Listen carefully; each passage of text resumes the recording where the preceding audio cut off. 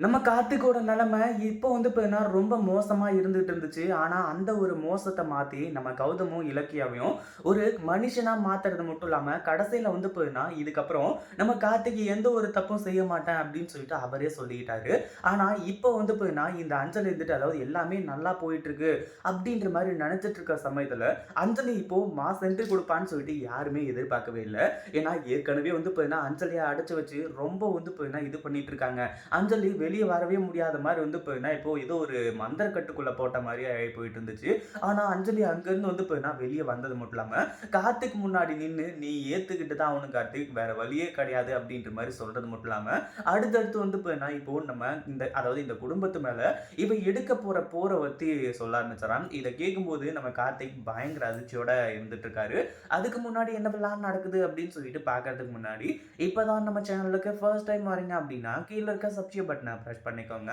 அதாவது ஒரு சின்ன தப்பு செஞ்சாலே வந்து பார்த்தீங்கன்னா, அத மிகப்பெரிய தப்பா நெனச்சு, அந்த தப்புக்கு வந்து பார்த்தீங்கன்னா மனம் வருந்தி, அது மட்டும் இல்லாம அந்த தப்ப வந்து பார்த்தீங்கன்னா திருத்திக்கிறதுக்காக பார்க்கணும். ஆனா அஞ்சலி எவ்வளவோ தப்பு செஞ்சிருக்கா.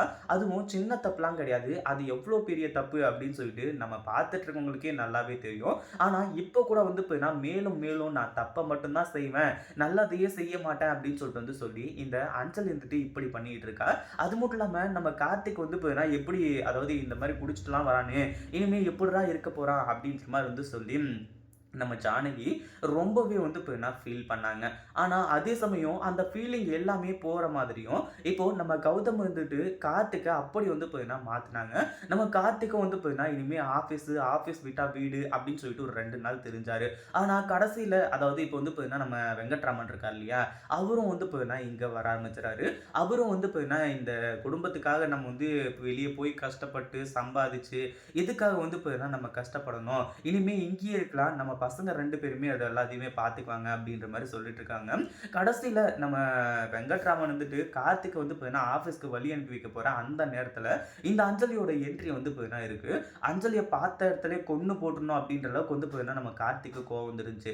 இப்பவும் வந்து பார்த்தீங்கன்னா, கார்த்திக் செம்ம டென்ஷனோட போயிட்டு இருக்காங்க. "அப்பா அவள சொல்லுங்கப்பா. இதுக்கு மேல அவ இங்க நின்னுட்டு இருந்தா அப்படின்னா, நான் கொலை பண்றதுக்கு கூட தயங்க மாட்டேன்." அப்படின்ற மாரி சொல்றது மட்டும் இல்லாம, அஞ்சலி இருந்துட்டு உடனே தன் பக்கம் இருக்கிற நியாயத்த வந்து பார்த்தீங்கன்னா சொல்றதுக்கு தயாராகுறா.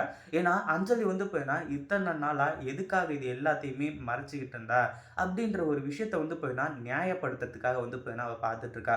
ஏன்னா, அதாவது அவளோட தப்ப நியாயப்படுத்தினா மட்டும் தான் இந்த வீட்ல இருக்க முடியும். கார்த்திக் வந்து பார்த்தீங்கன்னா, மன்னிச்சு ஏத்துக்குவாருன்னு சொல்லிட்டு. ஆனா, கார்த்திக் ஒரே முடிவா இருக்கிறது மட்டும் இல்லாம, "நீ என்னை ஏமாத்துனது தான். நீ என்ன பண்ணாலும் சரி, உன்ன நான் ஏத்துக்கவே மாட்டேன். முதல்ல இங்கிருந்து வெளிய போ. இந்த வீட்டையே வந்து பார்த்தீங்கன்னா, இப்போ வந்து கழுவணும். நீ நிக்கிற இடம் கூட வந்து பார்த்தீங்கன்னா, அதாவது அழுக்கு படிஞ்ச இடம் அப்படி இப்படின்றமா வந்து சொல்லி ரொம்ப வந்து பார்த்தீங்கன்னா டென்ஷன்டா வந்து பேச ஆரம்பிச்சுறாங்க.